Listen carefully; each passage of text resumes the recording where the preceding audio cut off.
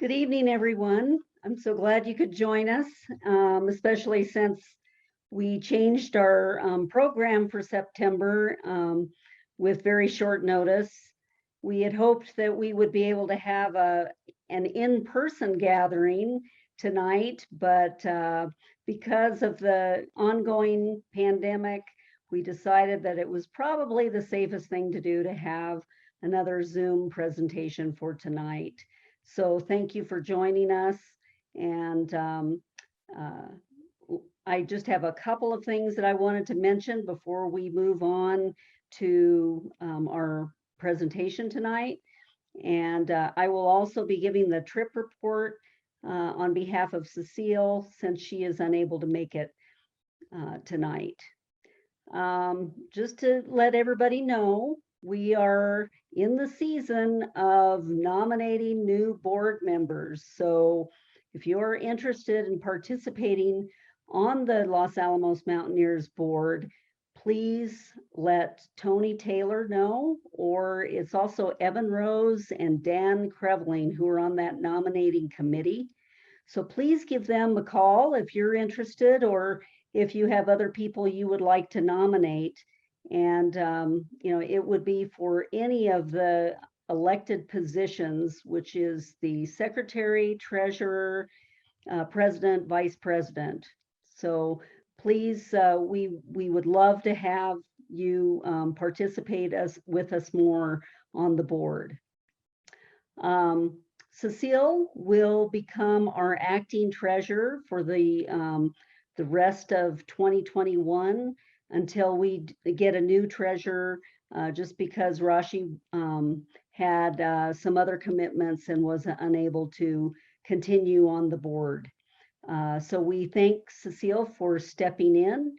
And with that, I would just like to go over our trip reports. So for 2021, we have club-sponsored activity reports. We have a trip from Bill Podorsky. It's the Cruces Basin backpack that was held August 27th through the 29th.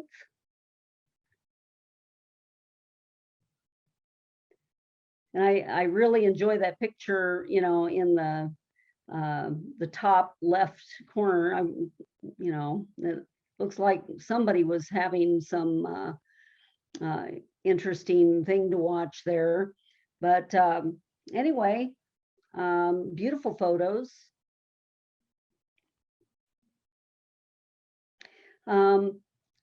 Another trip Cecile led, it's the South Mountain.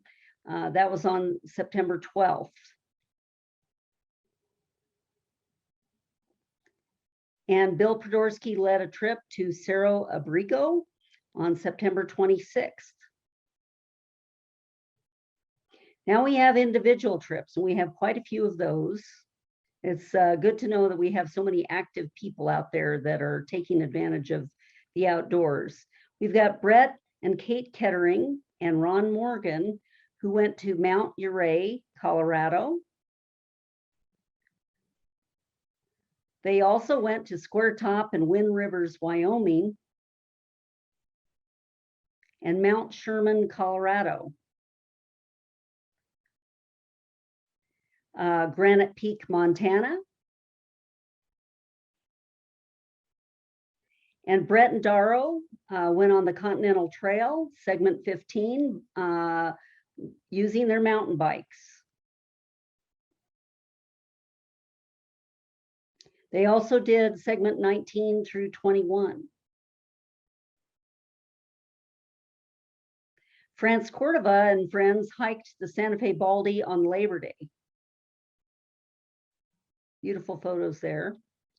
And I was in Cuyahoga Valley National Park in Cleveland, Ohio.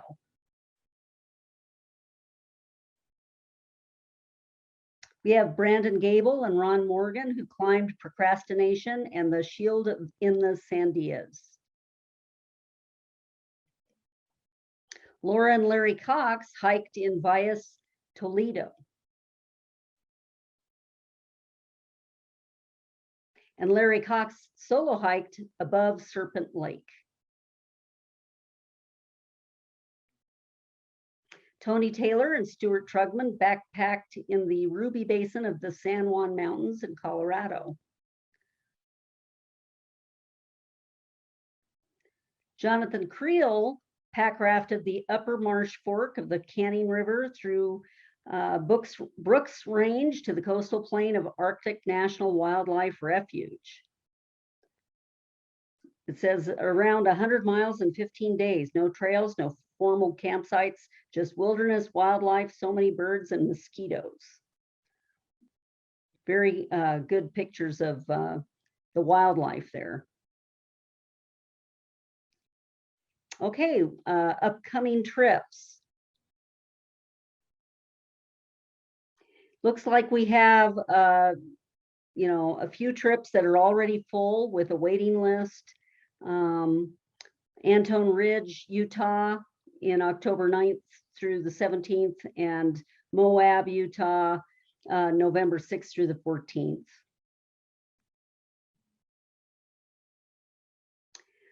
Bluff, Utah, there's hiking, 2 spots left, and you will need to find your own lodging.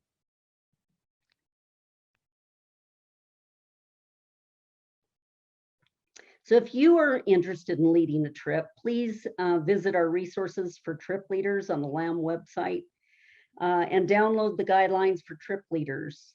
We'd be happy to help you if you have any questions on that.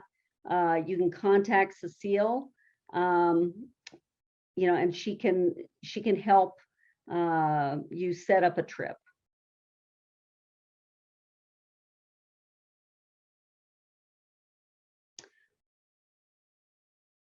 Okay, with that, I will hand it over to Rod, who will introduce Zach as our presenter for this evening.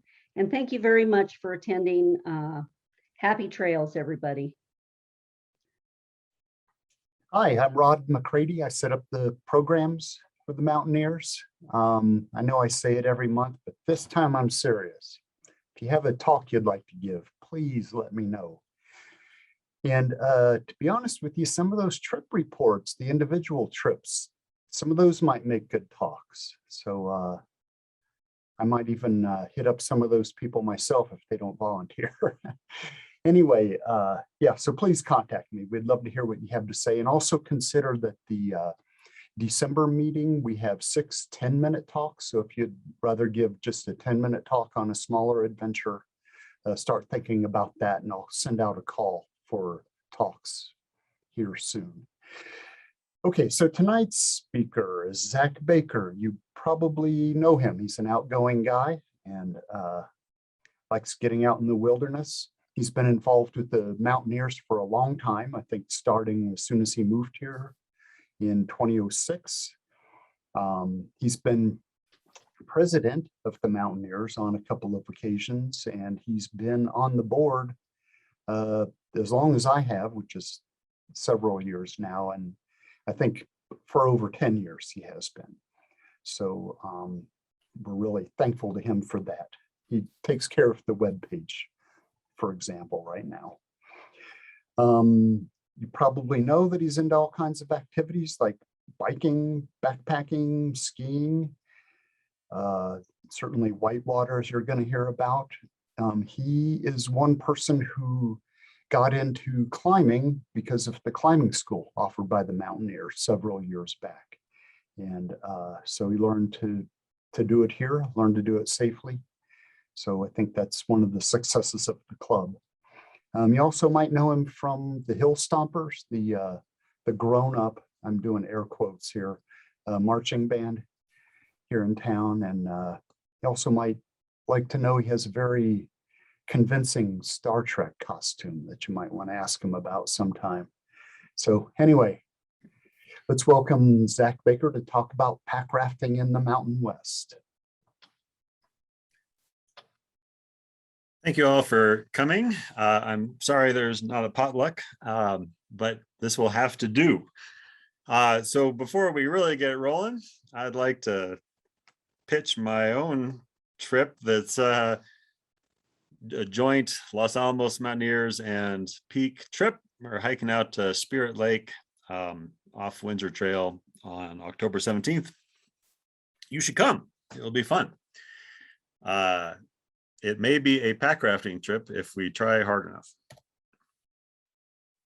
So our first question is, what the heck are we doing? What is this pack rafting, and why would we want to do it? So I summarize the goal as go somewhere fun with a boat. There's water all over the place, and in a lot of cases, it's kind of hard to get to, or it's really inconvenient to bring a full-size boat in. If you have experience with traditional rafting, my raft weighs 130 pounds, just the rubber. So that's kind of tricky to get down the Blue Dot Trail to the Rio Grande. But if you have a 3 or 4 pound boat, it really expands the possibilities. So pack rafting is the solution. So on the left is an example of a pack raft, just a very lightweight, thin-walled bucket boat. They do make some that are self-bailing, but of course they're heavier. This rolls up really nicely into your luggage. So in this talk, I claim it's international pack rafting. Really, we're talking about Canada, and then kind of working my way down the Continental Divide Trail through Colorado and into New Mexico. And a lot of the content will be short trips, day trips that you can do from Los Alamos. Here we have the gold standard of pack rafts, the Alpaca. They are a little expensive, but handmade in Mancos, Colorado, worth every penny if you've got the pennies. Since I really like to have pretty much every toy, I can't really spend full price on every toy. So I tend to look for slightly cheaper options. And one of the options, of course, is a inflatable tire ring. I lead the rubber ducky trip every year, largely for summer students. Very cheap, $3 at Smith's, not really seaworthy. If you hit some rapids, you're going to be in trouble, but good for some occasions. So let's get a little fancier than that. Another option is the DIY Packraft. So these are kits that you can build. Cheap, but not easy. You buy the kit online. Here's the older prices. Recently, unfortunately, even DIY Packraft has been hit by inflation a little bit. And we see the prices went up. Oops, let's go back and forth. So 169 goes to 194. That's inflation for you. And you still have to put your own labor into it. What does it mean to build a boat? Well, this is not my first boat. It's not my first rodeo.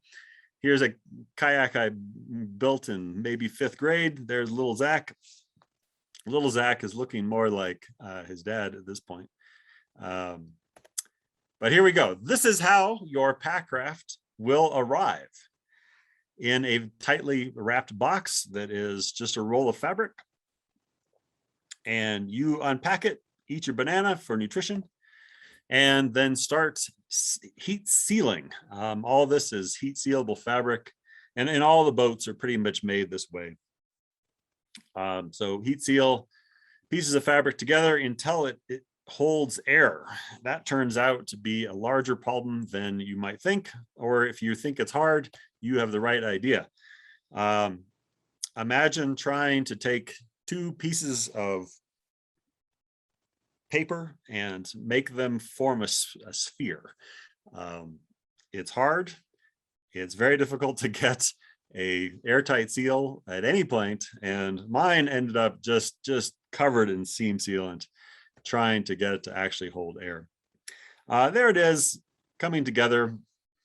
I'm using every heat source I have in the house, from soldering irons to hot air guns to actual clothes irons, and doing my best. It's challenging. This is, as it turns out, one of the things that are worth paying other people to do.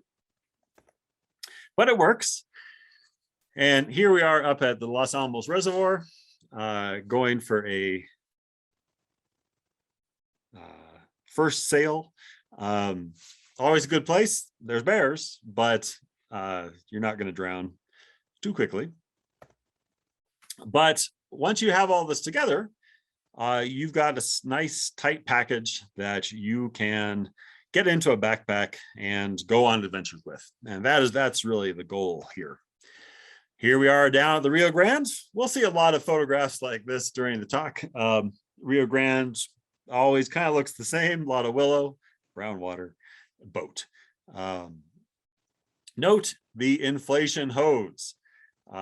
Some of the inflation problems never quite went away. So the red boat you'll see featured in a lot of the photographs, but it's almost always got that hose plugged in so that I can blow air into the boat every few minutes. This is less of a problem than you think, but it does make you question the seaworthiness of the whole enterprise. Let's see here. Slide. A lot of lovely terrain that you can get to, though. White Rock Canyon in particular is a great day trip. You can go down there, do a bicycle shuttle from one end, from the red dot to the blue dot, hike down, do your little float. I've actually done it before work and gotten to work by 8:30 in the morning. So an hour's worth of paddling and some hiking goes pretty nicely. This is just upstream from Blue Dot. And is in fact reasonably seaworthy as long as you're wearing a life jacket. Ancho Canyon Rapids can get kind of exciting. There's definitely an upper limit for a Packraft, and that upper limit's probably 1,500 to 2,000 CFS. We did go down at once at more like 4,000 CFS early spring, and that was a grave mistake. That's way too much for a boat like this that's very light and not self-bailing. And we were lucky that no one got really seriously injured in that. So think about what you're doing. Don't overcommit, and always wear your life jacket. Okay, well, we've got a boat. We've tested it in some rapids. Let's go adventuring. So here's my REI junk sail rollerboard luggage, and we've packed everything in there. I did pack a life jacket in there as well. Once you get all that in and you go on an international flight, turns out the clothing you're going to wear is going to be a pretty minor amount of your luggage. So, be prepared to reuse t-shirts. But always bring your life jacket. So this is a trip to Canada, to Banff. And there's Banff. Lake Louise is kind of an iconic Banff tourist destination. It's beautiful. And there I am out on the river, out on the lake. Of course, what the picture does not show is that there's just hordes of people right behind the boat, and it's very carefully cropped. There's people in water wings and the whole 9 yards, but I have my Instagram worthy picture here, and that's all that counts sometimes. The watercolor is supposedly from suspended rock flour, which is just fine glacial sediment. Banff, of course, does have actual glaciers. You can see them in front of us here. And apparently their incessant grinding over millennia produces this fine sediment that is still suspended in the lakes, giving it that nice color. When it flows down into the river, it can be a little grayer. But in this case, it's that lovely aqua color. And there I am out, probably blowing some more air into the boat so I don't sink. The canonical Packraft photograph is the front of your boat with your toes sticking up. You'll note this theme repeated throughout. It's just an easy way to take a photograph, of course. Continuing on the Banff theme, there's the Bow River goes from Banff to Canmore. It continues farther than that, but a pretty common recreational day trip is that segment. And here's some more scenes of my toes. I guess we're getting to the Bow River. So farting around above Banff, I kind of came upon a low section of the river, and the inflation valve on my seat was facing down, and it rubbed against a rock in the river and punched a hole. And so I'm sitting there going, why am I so wet? And looks like a cartoon with the water shooting up between my legs. But it turns out you can repair these things relatively easy. So here I am in my hotel room fixing the boat. I just cut a extra piece of the fabric off and heat sealed it back to the floor. So this DIY Packraft turns out to be a little more fragile, particularly in the bottom, than commercial Packrafts. I've done similar things with fancier Packrafts and just ground all day over rocks, and it wasn't a problem. Okay, so let's go from Banff to Canmore. I say here, Canmore is greater than Banff. If you like tourists, stay in Banff. If you like just like the white rock of Banff, stay in Canmore. Canmore is much cheaper, same scenery, just a few miles down the road. And here I am launching into the Bow River above Canmore. And you'll, of course, see the inflation hose there just in case. And off I go. So here's the Google map of it, kind of going along the Trans-Canada Highway, about 9 miles from kind of just below the waterfalls in Banff down to Canmore. Just lovely. Perfect day trip. Very safe, except for the bears. Lovely place to go for a solo Packraft. Really clear water, lovely mountain scenery, and pictures of my toes, of course. It was clear that some people at some point in the past had some trouble. I did come upon a canoe wrapped around one of the little islands in the river, islands in the stream. So clearly someone had made a mistake, but I think for the most part, it's a very safe trip and a good one if you happen to be in the Alberta region. This is pretty much the biggest rapid in the whole thing. So maybe if you hit it square on, you'd get a little wet, but otherwise quite safe. And then you can exit out at Canmore, roll up your boat and walk into town and find the rest of your family who had a pleasant day at the water park and did not go rafting with me. Oh, it's a movie. I don't know how well the movies are coming through, but there's a little movie. Continuing on the Alberta theme, I did a couple more little short trips in Jasper, and pretty much just walk out of the hotel room, walk up river a ways, jump in the river, float back down, enjoy the scenery. Take a picture of your toes. And now we head south. Everything else is going to be in the United States. And here's where we start seeing this notion that maybe Packrafting is just a convenient way to get boats places where you wouldn't necessarily always carry a boat, right? If you're going on a little trip and you've got all your camping gear, you may as well throw a Packraft in just in case the weather turns out nice. So I like to do this little trip. My parents live in Salida. Just coming from, I think this is Big Bend down to East Park. It's about 10 miles. The rapids are very modest. If you get wet at all, it'll be a surprise. Do wear warm clothing. Every time I get on there, I think to myself, it'll be fine, it'll be warm. And then as soon as I get in the boat, I think to myself, you have all the equipment, why don't you bring it? You could be warm right now instead of being cold and wet. A very common photograph. This is actually below Salida.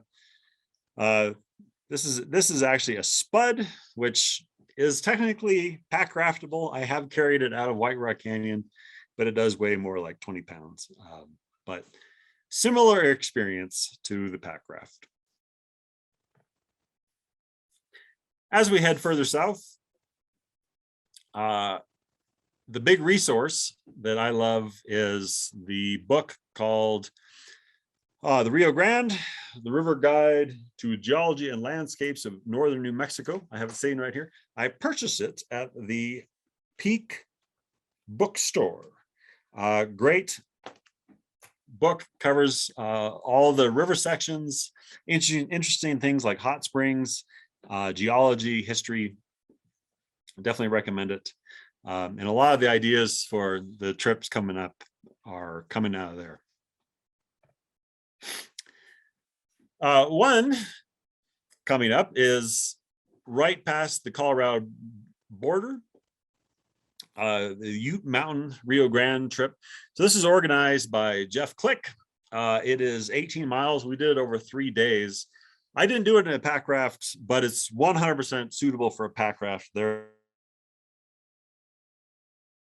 as long as you can fit your tent and food in your Packraft, it's perfect. The big reason to Packraft and not go big and bring a raft is that you have to carry your boats out. Something like 200 feet. We ended up doing it multiple times to get all the gear out, even with pretty minimal backpacking style camping. But let's see here. So Manassas is kind of over on the left. This is Ute Mountain. The Colorado border is just a few miles to the north. And lovely trip for Packrafting. Here's our crowd. There's Jeff, there's Gene, there's Sylvie, Dennis. Great little crowd. Everyone trying to pack as minimally as possible because you got to carry it out. Biggest flaws of this trip, just ridiculous winds in June. The wind was blowing so hard upwind. If you stop paddling for a second, you start going back upriver. I think a better piece of equipment is a kite. You could skip the complicated shuttle and just get blown back up to the start. I think that would actually work, as ridiculous as it sounds. This is a particularly still moment. It's lovely up there. Just imagine the Rio Grande Gorge through Taos, but much shorter. The walls look exactly like the White Rock crags. It's all basalt, the same kind of crack structures in the rock. And it makes you feel like, man, I should bring a rope, bring a short rope. Probably 100-foot rope would be more than enough for everything. Bring some trad gear, spend a weekend out there climbing everything. I suspect you could do a first ascent on 1,000 climbs out there, and then go back to your boat first for a snack. More pictures. You'll see here the boat's nicely tied up, particularly with pack rafts, particularly if you're going overnight. Tie up the boat. Pack rafts are so light, maybe 4 pounds, 5 pounds, that if they're not tied down, they will just take off with the wind. And then you would feel very sad because they're expensive, and that's probably what you need to get home. This is pretty representative of the sorts of rapids you see. A little riffle, some rocks in the way that you have to paddle around, but certainly nothing too complicated, at least at the levels we were at in June. several hundred CFS.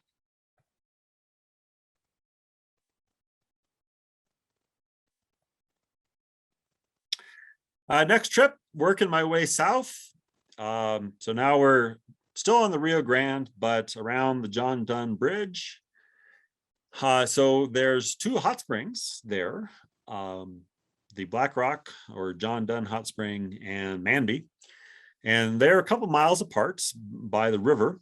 And so the big Packraft trip here is park at John Dunn Bridge, float down, and then hike back. I hike back over land, and a lot of the houses out here are the Earthship style stuff, so it's kind of interesting walk. Do bring sunscreen though.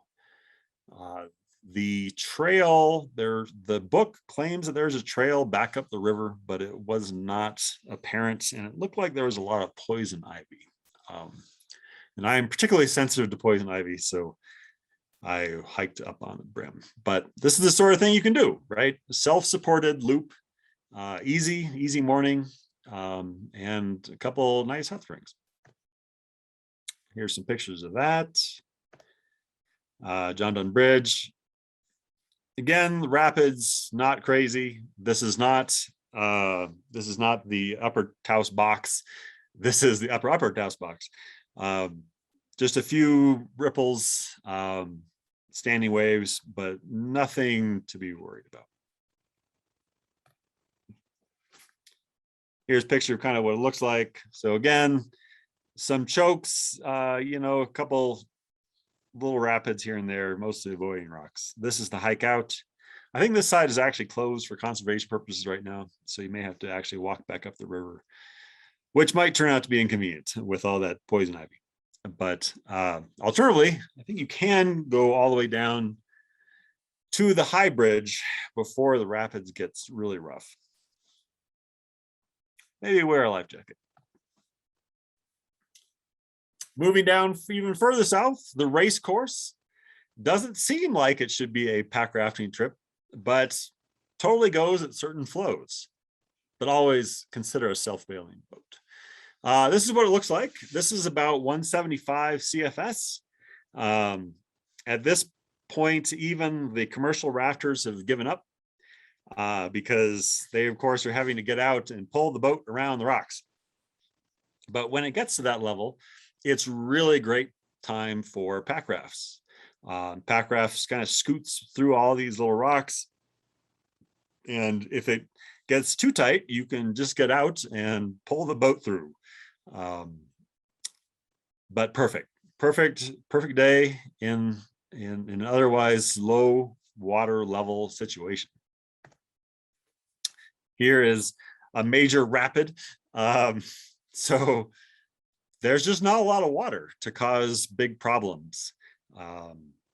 And when the water does get in, the boat just fills up, and it's not a huge thing, right? Your butt's wet, okay. But it's still relatively maneuverable, and it still works. I wouldn't try this at super high levels though, or pretty much anything above 300. Here's a little higher water, and you can tell I am sensibly attired with my pandemic mask and my life jacket. Always be safe. Maybe consider a helmet. This, of course, is a self-bailing Spud, which is a great boat. They're nominally sold as meant for kids, but I am not a kid, and it totally works.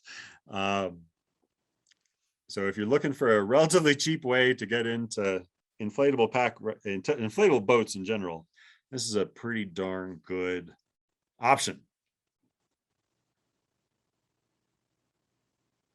Does the river actually look like this? No. This is right where they take photographs commercially, and they've got the angles down just so it looks very dramatic. The experience of the person in the boat is much less dramatic than this. It's just like bloop bloop and you're done.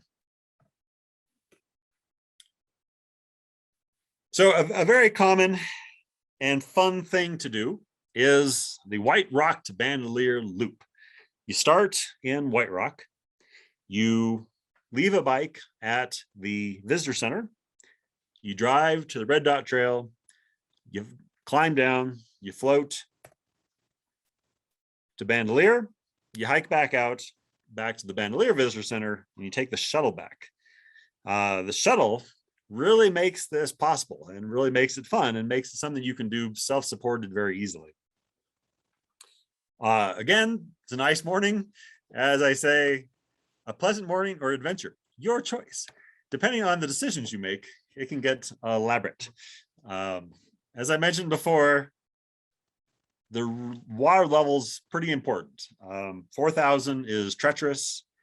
1,000 is slow and mellow and perfectly reasonable. Here's Beth and James. Accompanying me on the last version of this that verged more into adventure territory than is ideal. So where can you go wrong? Well, you get a lot of options, a lot of choices as you go down. The biggest one is, where do you climb back out? You may have hiked the Falls Trail before the flooding. The Falls Trail is perfect. The Falls Trail made this easy, but the Falls Trail is not there anymore. I say the Falls Trail is impassable and intimidating. Dan, Caroline, and I went out there once just to check it out, and it's like, why is this closed? Are they just concerned about insurance? No, they're concerned about people dying. The Falls Trail washed away enough that there's just this giant pile of marbles on top of a ledge overlooking a cliff, and we sort of got a few feet out and said, and the entire hillside started sliding. We said, maybe this isn't a good idea. So we started looking for another way. Jason Halliday and Bill Geist have published this route that really works well to get out of Frijoles. So you follow the blue line, and yes, it's class 3-ish, right up at the top, coming over the cliff band. There's a little climbing action, but perfectly reasonable. And this is a good idea. It's a short hike from here back to the visitor center in the shuttle bus. I always kind of worry a little bit about rattlesnakes because you're walking through grass, but it's a very safe route. And it's actually on Hiking Project now. So you can actually get the map on your phone, which is very convenient. If there's any flaw to this, is that often there's cows down at the bottom, and sometimes the cows chase you. So there's nothing more intimidating than floating down the river and suddenly the cows are chasing you. Makes you rethink what you want to do for the rest of the day. But regardless of the cows or the cliffs or the rattlesnakes, this is a good way to do it. And this is because the willows, you can already see the willows down here. The willows only get worse.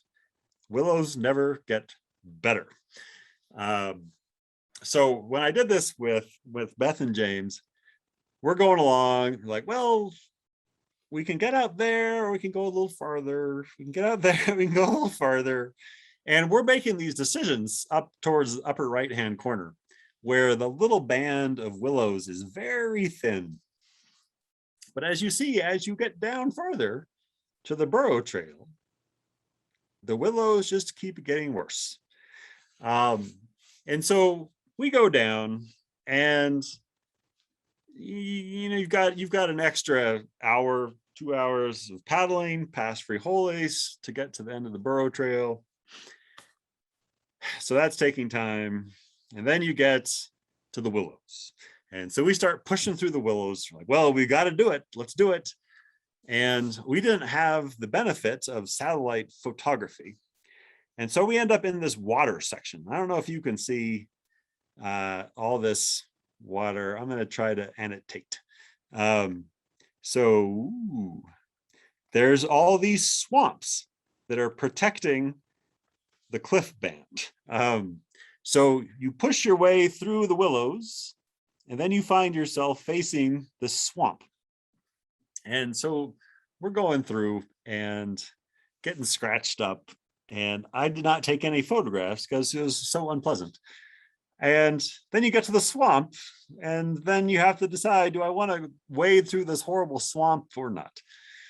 Anyway, the end of the story is start back at the front and get out at frijoles. It's a much better idea. Once you're there, hike out. It's lovely. Totally works. Oh, now my annotations are everywhere. Okay. So as you hike out, lovely. There's some ruins above frijoles. I think this is probably just some herders' shelter at some point. But there's interesting things like that out there. And of course, lovely views of Pajarito and the whole mesa structure. You can also make this a multi-day trip. The kind of common thing to do is actually to start at Buckman and then go overnight all the way to Cochiti. But that requires a very complicated shuttle, right? You got to make multiple trips to Cochiti, and Buckman's a pain as well. Or you have to find somebody that has a property backing up to the river. In any case, it's complicated. The Packrafting makes it just a day trip, right? It makes it something you can do self-supported and get back at a reasonable hour, especially if you make use of the Bandolier shuttle. So there's definitely different options and different benefits, but the Packrafting really works well for me. This is a picture of my other boat. This is a Kokopelli Packraft. This is my go-to Packrafting boat. It does not leak. It is commercially made. I think it's available in the $500 range. It's very worth it. There are versions that are self-bailing. There are versions that have a cover, like a skirt. Those are totally fine too, but of course, all that adds to the weight and the volume.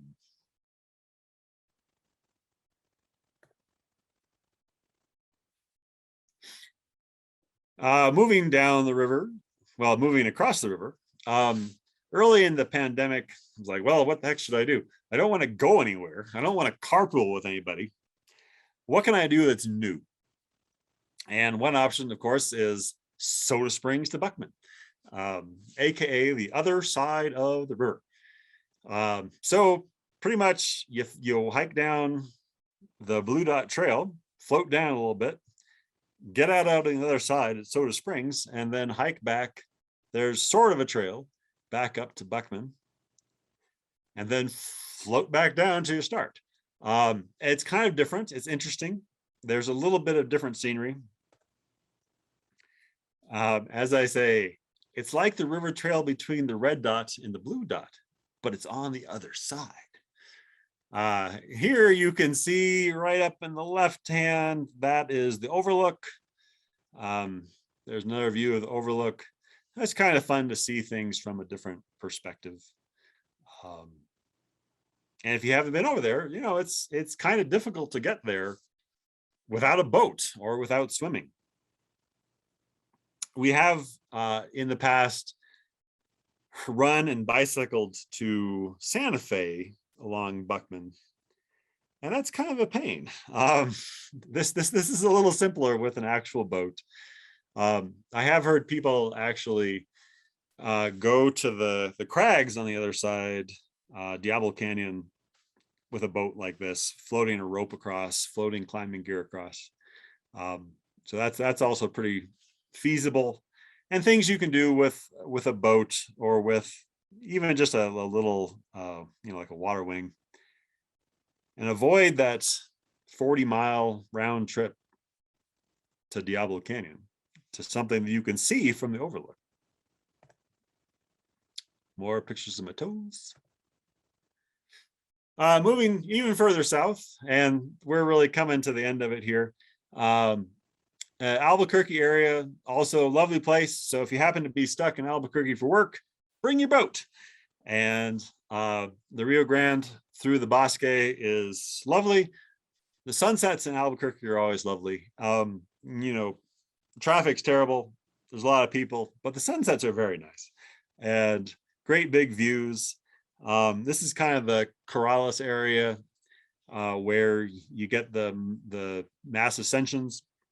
So going down with a Packraft for Balloon Fiesta, totally doable, totally great thing, great experience. Get out on the river real quickly and get out. So in summary, if you like to get out for short day trips, there are lots of local options. This also works for international, of course. Take your boat to Alaska, of course. But just getting out on the river, getting out on the water, Packrafts are a great option. And as always, bring a life jacket. We don't want you to die out there. So that's what I got. That was 68 slides in something like 40 minutes. So I think that's an achievement. Awesome. Thanks so much, Zach. We do have a couple of questions that have come in. And if you have questions for Zach and haven't asked them yet, go ahead and type those in the chat and I will relay them to him. So first question, Zach, I don't know if you want to turn on your video or not while we're chatting, but feel free if you do. I don't know if you can right now, but I'll make you a co-host again. So first question, how would you suggest someone that doesn't have any paddling experience get started with Packrafting? That's a great question. I think that the clearest answer is start small and learn your limitations, learn the limitations of the boat. It's probably wise if you start with something like a heavier boat, like just an IK or an inflatable kayak that's a little more tolerant of you running into rocks. And then get out on the Rio Grande, but where? The state park is a great option, and state park is where I take all of my boats first time out to get the kinks out. So state park is Taos Junction Bridge down to Pilar, and you'll see people out there in all manner of watercraft, from water wings to life jackets to full-on rafts, and go out there, get some experience, wear your life jacket, and figure out how your boat behaves.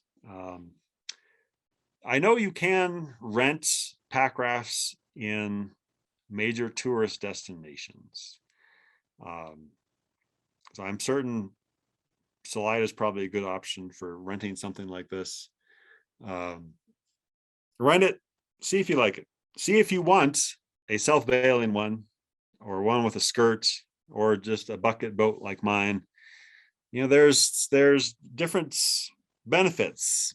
The simpler the boat, the lighter it is. So how far do you want to carry this?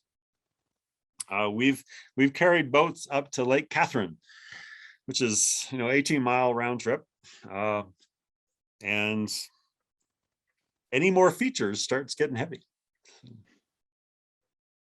That makes sense. Cool. I think those are some good tips for beginners. Okay, so next question.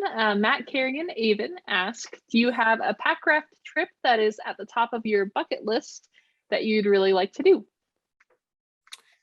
It's going to sound silly. I really like the idea of boating to a business trip.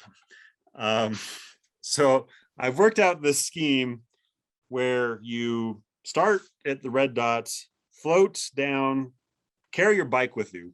And so a lot of people put their mountain bike on top of the Packraft on your knees. And then if you can get within a few miles of Cochiti, you can start bicycling to the rail runner stop with your boat. Then you take the train to Albuquerque and you go on your flight. And then when people ask, well, did you rent a car? I'm like, no, I just boated.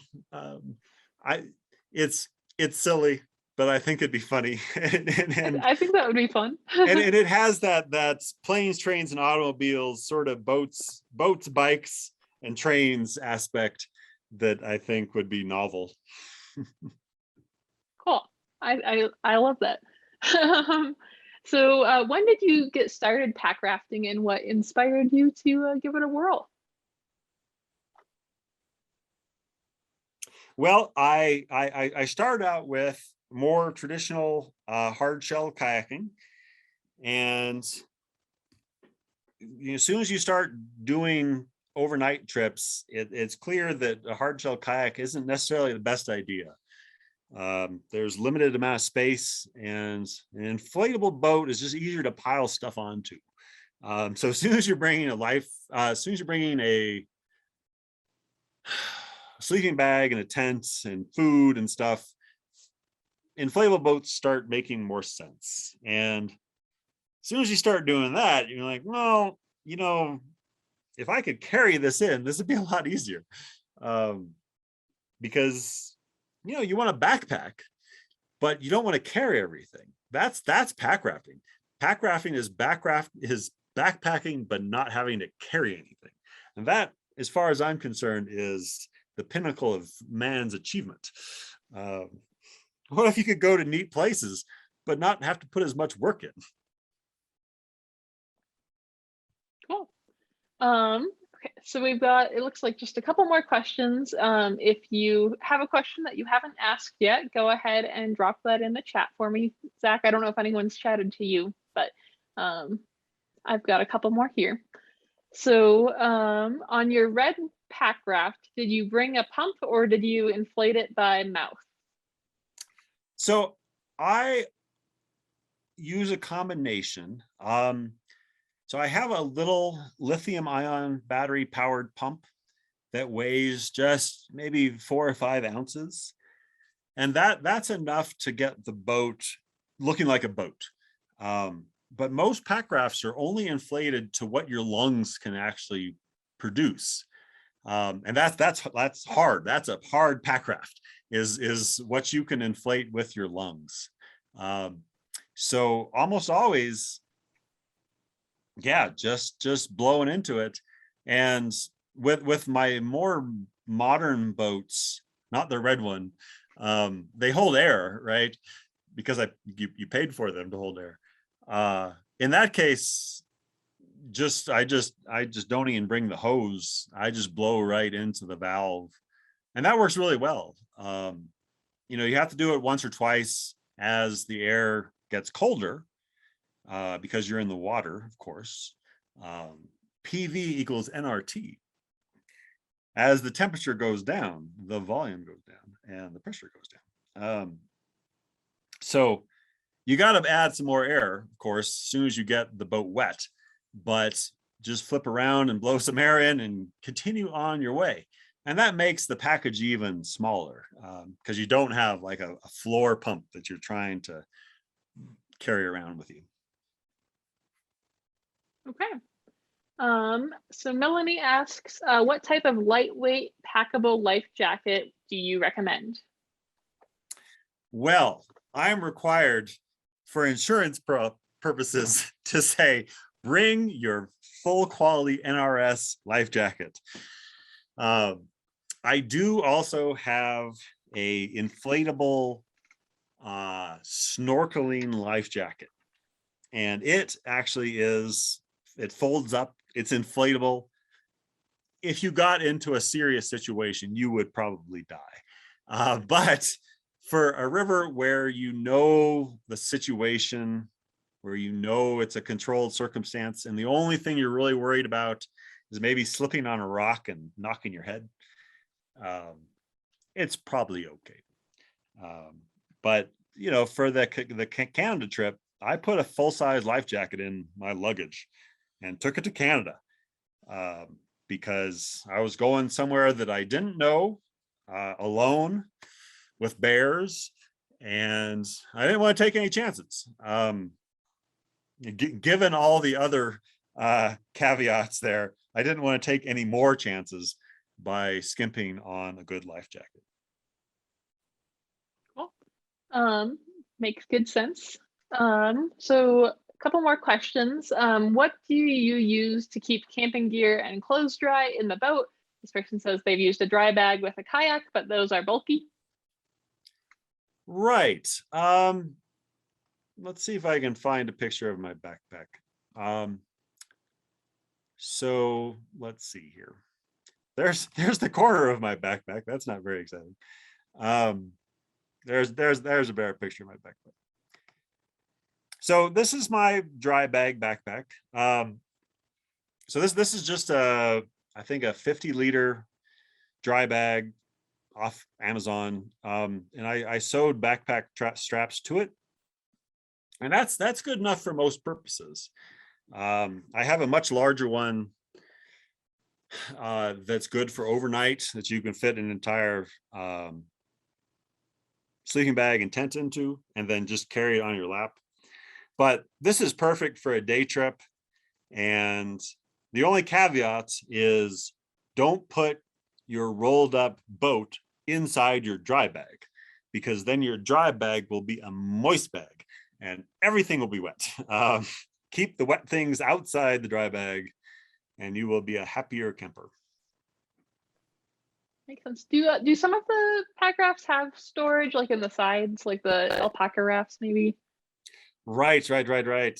So here's James's boat. And he's got one of the TI zips, which isn't shown, but you can actually unzip the entire body of the boat and stick stuff in there, which is pretty awesome for overnight and situations where you're going through big rapids and don't want all your weight above your knees. So it gets the weight a little lower. The caveat is Jean and I went with Patty, and she had one of those, and like a little bit of a hair or something got into the seal, and it was constantly losing air. So they definitely require more care, but they're obviously very useful. You've got the entire body of that raft to put stuff in, so you could kind of go camping incognito. No one would know that you had all that stuff. Nice. Cool. So it seems like there's a couple different options for depending on how long and what your needs are. So that's neat. So this is the last question that has come in, but if anyone has one or two more burning questions that they want to drop in the chat, feel free, but just kind of want to give a last call for questions. Is there any kind of like safety training for like new paddlers or anything like that that you would recommend for people that are inexperienced being out on the water? Good question. So there are occasionally swiftwater rescue classes offered, both through some of the guide shops in Pilar and through some other commercial groups. I don't know if anything's really coming up, but having some of those skills is super useful. Some of the things can happen really fast on the river. When you're pack rafting, as I've suggested, it's better if you're in somewhat lower water. But as the water gets bigger, things happen very quickly. Bad things happen very quickly. And it's important to have a friend to save you and to save your friend. And some of these swiftwater classes get you practice in retrieving boats and extracting people from holes, and basic first aid that's really helpful for this sort of thing. Dan and I went with a Facebook group one time And right at the beginning, the leader says, "Is everyone experienced with river rescue?" And we're like, sure. And it turns out he wasn't concerned for us. He was concerned for himself. And as we chased him and his boat downriver, trying to catch up with him and rescue him, we realized that, yes, there are certain skills that are very important to practice. Wear a life jacket, wear a helmet, boat with friends. Cool. And look for swiftwater rescue classes Look for swiftwater rescue classes. So yeah, there's those sort of commercial offerings. The Explorer Post in Los Alamos, pre-pandemic times, organized a lot of pool nights where you could practice skills, and those were really good. So I'm hoping those come back after we get out of this Delta wave. Cool. A couple more questions just came in too. In the slide you are showing, are you wearing a face mask, and why? I was just being silly. So yes, always be safe and wear your face mask while you're on the river. This was at the beginning of the pandemic, and I thought it'd be amusing to have a professional photograph taken of me while wearing a mask while going through a rapid on the Rio Grande. In general, don't wear a face mask while you're in a boat. It just becomes a big wet rag on your face, obviously. Okay. Cool. And then Cecile asked, what is the cost of all the basic equipment / gear to get started? Good question, always. You might have missed the beginning, but there might be a little bit more to add too. Yeah, so your basic nice boat, kind of coming in around $1,000. Figure a life jacket for $100. Figure a paddle, $100. Helmet, sun gear. I am suffering more and more from the skin cancer due to misspent youth out in the sun.